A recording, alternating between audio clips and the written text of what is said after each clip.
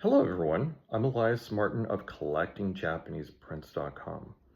Welcome to Woodblock Wednesday, where on Wednesdays we get together and discuss Japanese prints, paintings, history, and culture. Today's Woodblock Wednesday is dedicated to one of the most important woodblock print artists. His name is Ando Hiroshige. He worked in the Edo period, and he's left us a tremendous legacy that not just influenced many woodblock print artists in Japan, but artists around the world. And today we have a wonderful print to discuss. In fact, one of his masterpieces and top designs. And so without further ado, let's go to the table and have a look. All right, I'm going to pan out so you could see what we have on tap today. I'm going to zoom in now. Let's look at the print we'll discuss. For those of you familiar with Hiroshige's work, this design is instantly recognizable. But for those of you who are new, this design is known by the title Shono. It was done in 1833, about 1833-34, and it is one print from a series of prints or print designs from the 53 stations of the Tokaido Road. And Hiroshige is known to have produced many Tokaido roads, but this is the first Tokaido Road that he produced. It was at the beginning of his career, and the series was a smashing success. When it was released, it was immediately loved by the people who were buying prints at the time, not just collectors, but it was just one of those designs that caught fire, and everyone loved not just this design, but of course the entire series. And it basically was the first series published by the publisher Hoedo, but Hiroshige went on to produce probably about a dozen Tokaidos of different sizes.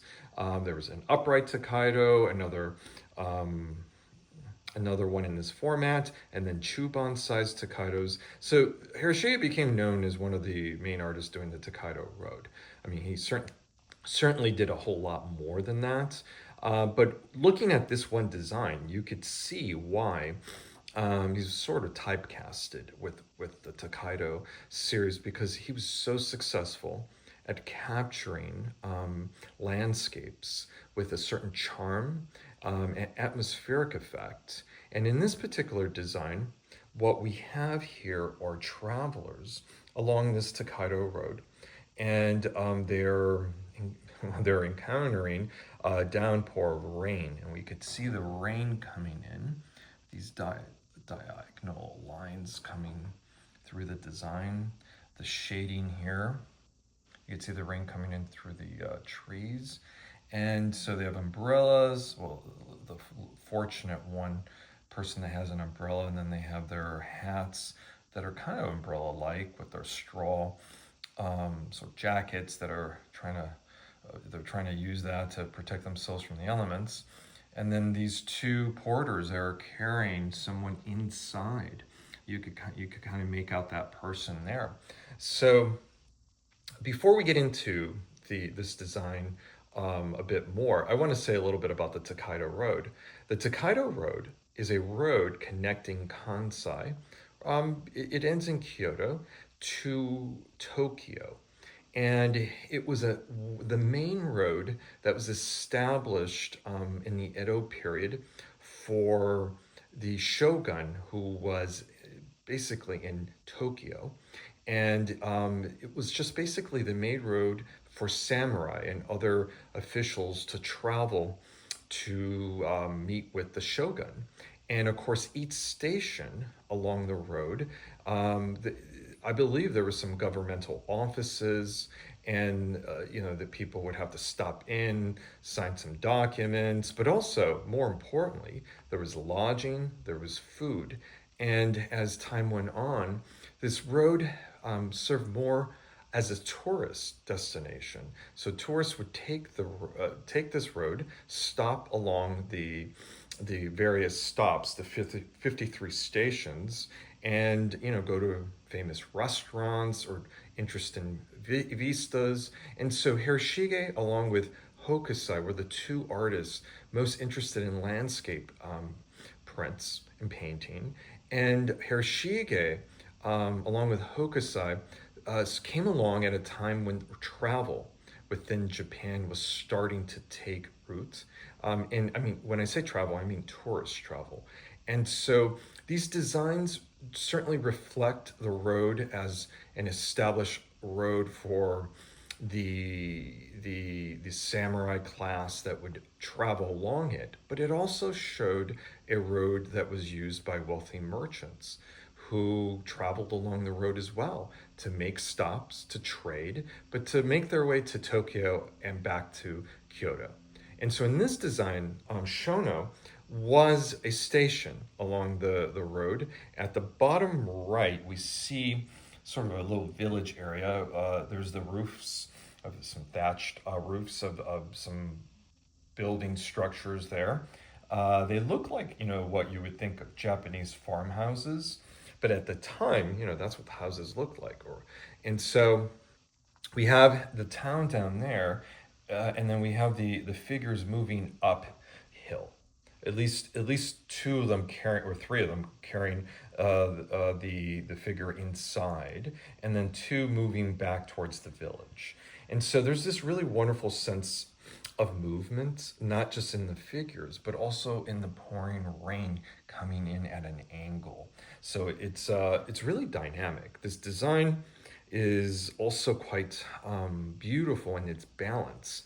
Adding, I mean, this line that comes across, the line of the hill, cuts through the composition and moves the eye forward. And then the colors, the yellow in particular, helps serve the goal of moving the eye across. One other thing I should point out, beyond the fact that the design is quite charming and successful, this particular impression is quite early. Because this series was so popular, it was published originally by Hoedo, but there were thousands of impressions of each design. And then of course the original blocks were sold to other publishers after Hoedo published as many as he wanted. And so the point is, there are thousands and thousands of impressions of these prints from this series. And in this particular design, some elements are missing on later impressions.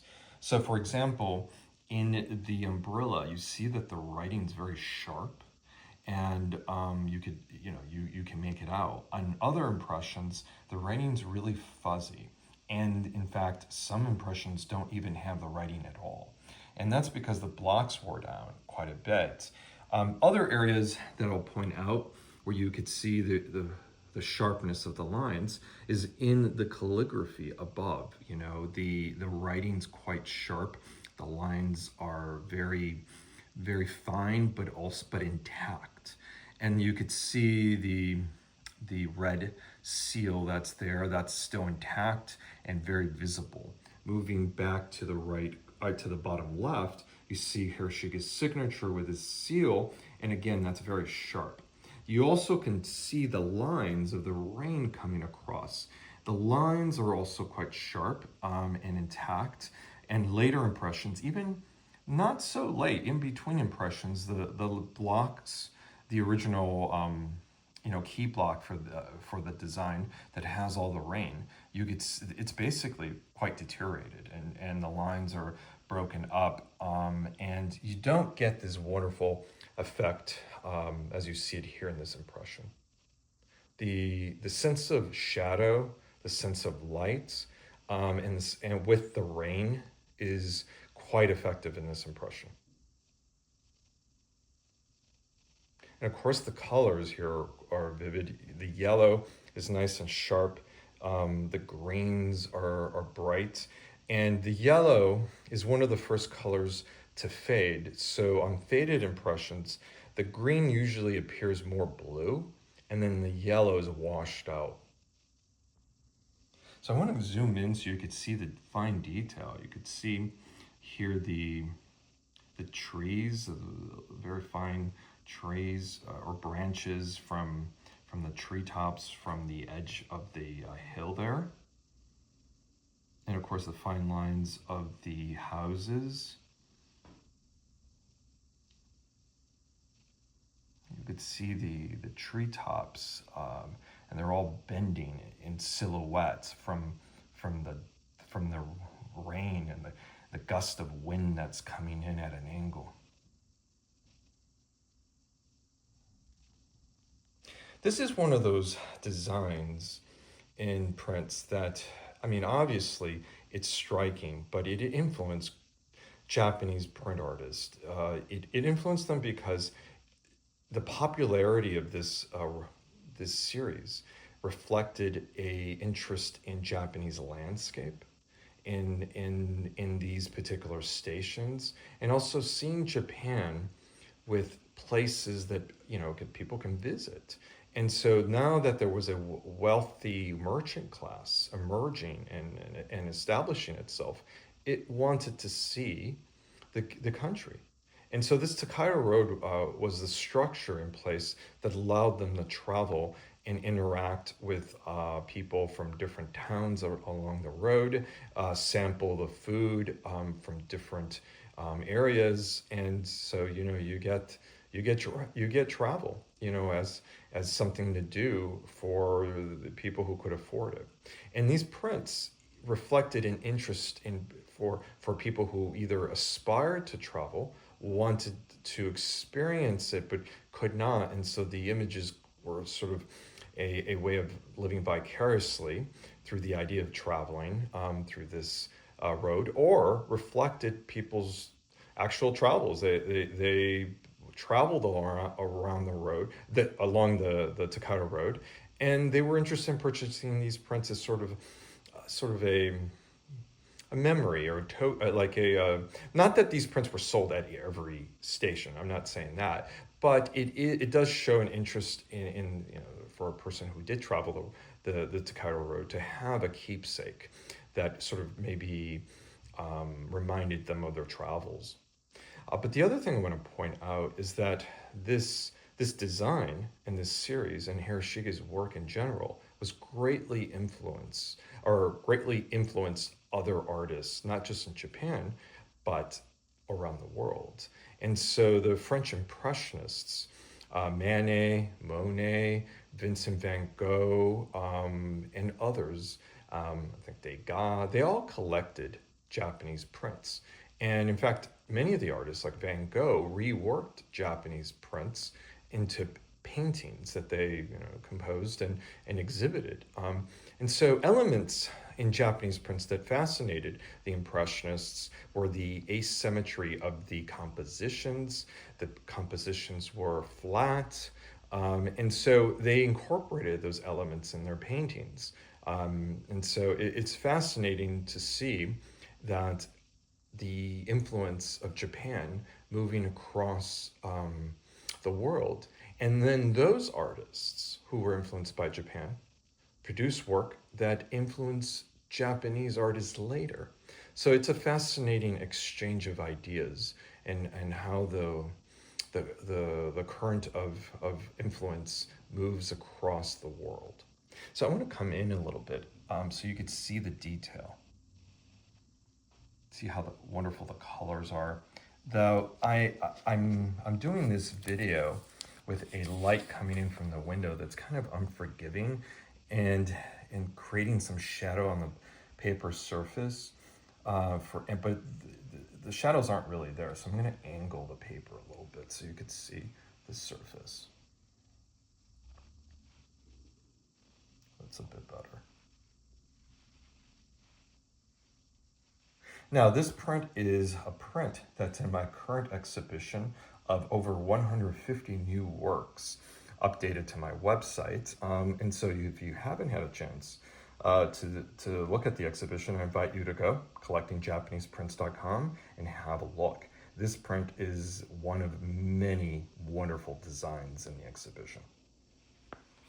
Now, I wanted to point out that this design is illustrated in many references.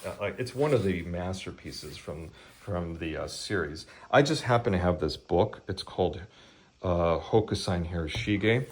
And I mean, this design is illustrated in basically all of the books that are dedicated to Hiroshige. And I just wanted to show this impression. The colors on this impression are a little off from the book. And I think partly because the green is more bluish than it is green. So it's interesting to see the differences from impression to impression. But the other point I want to point out about having books, it's important as a print collector to have references so that you, first of all, you can read all about your prints and learn about them, but two, you can compare the impressions and see the differences. And that's also important for connoisseurs who are interested in buying very expensive Edo period prints. You need to be able to authenticate them. So if you're buying at auction, certainly the auction house is responsible for vetting the material. But, you know, I've been in business for over 25 years. I've seen it all. And I've seen reproductions sold, very good reproductions from the Meiji period, sold at auction as authentic Edo period printings. And so the most important thing you need to do is familiarize yourself in how to authenticate and compare your impressions with those of known originals in museums.